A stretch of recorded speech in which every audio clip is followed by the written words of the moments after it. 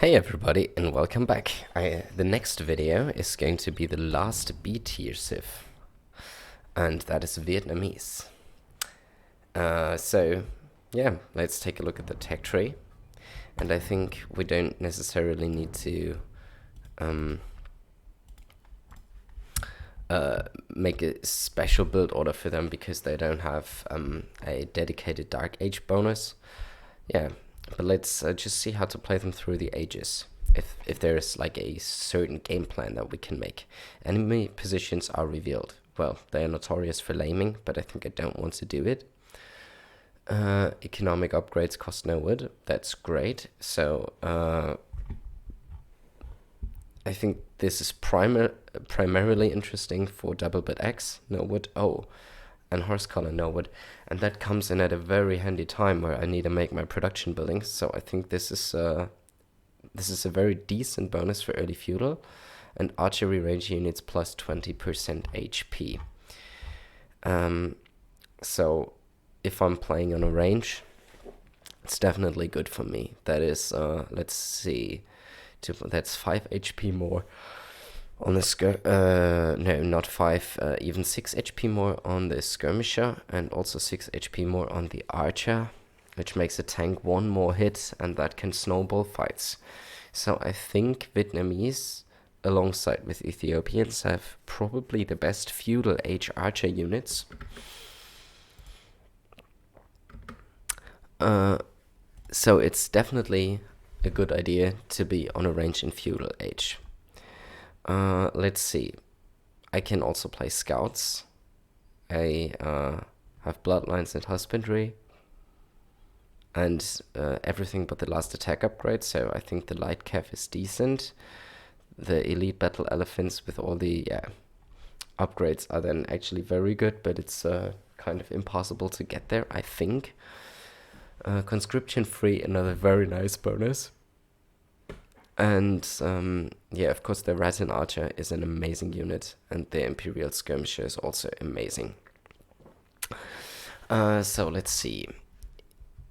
In Dark Age, if we're facing a civ that is likely to go man-at-arms, I think it's a very good idea to go for a straight archer build order, and then be on archers and defend that. If I'm playing versus a civ which is very likely to go archers, I'm happy about that, because then I can simply go for defensive archers, and with my extra HP archers and skirmishes, I should have good chances of defending this. And if my enemy is very likely to go scouts, well, that becomes interesting. Then I think I have to play defensive archers and make spears to help myself wall up, and that can be probably the most annoying of these strats. In the past, what I tried to was to open man-at-arms with Vietnamese to buy myself time, but as I don't have any bonuses for man-at-arms, I think it's not worth it. I'm just gonna delay myself, and I'm not going to find as much damage, and yeah. So as the meta has shifted away from a 21 pop or even 22 pop scouts build to a 19 or 20 pop scouts build, the time window for man-at-arms to make damage has kind of vanished in thin air, and I will not be able to deny the stable. I will not be able to find a lot of damage. Let's just not do it. So I think I feel very comfortable versus man-at-arms and versus archer civs, but less comfortable versus cavalry civs.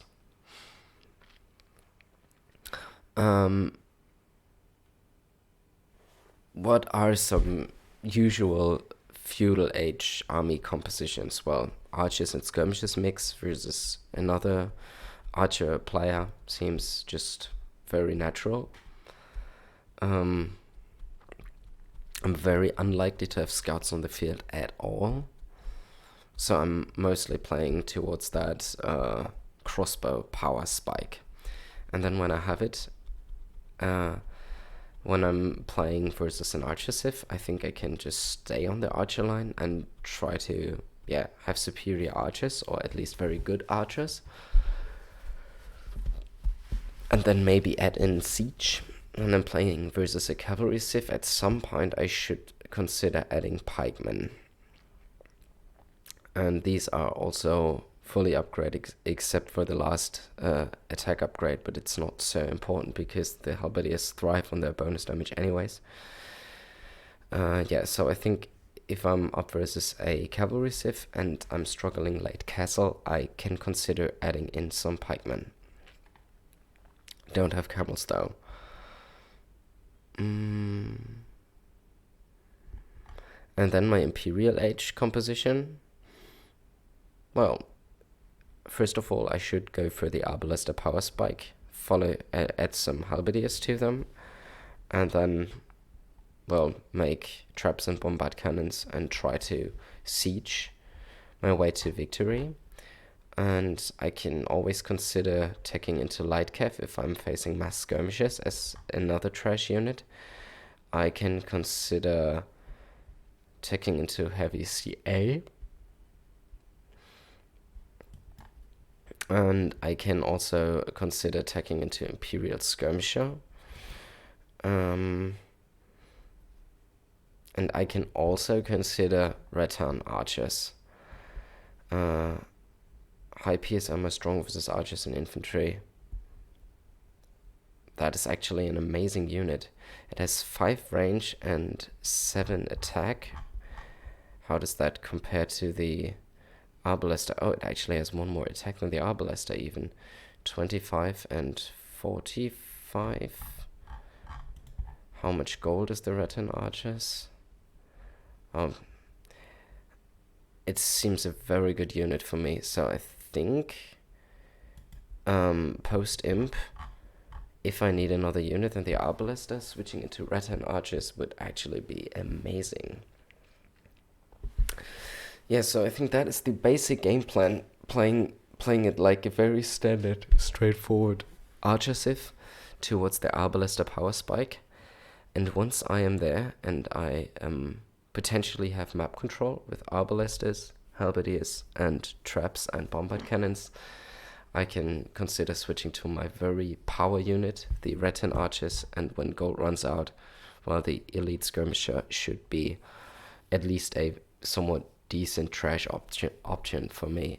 Like, it has 4 attack and 5 range, 5 pierce armor. Yeah, it just has 1 more attack than the regular Skirmisher. Seems like a civ that I could enjoy playing. Let's try it out on the ladder.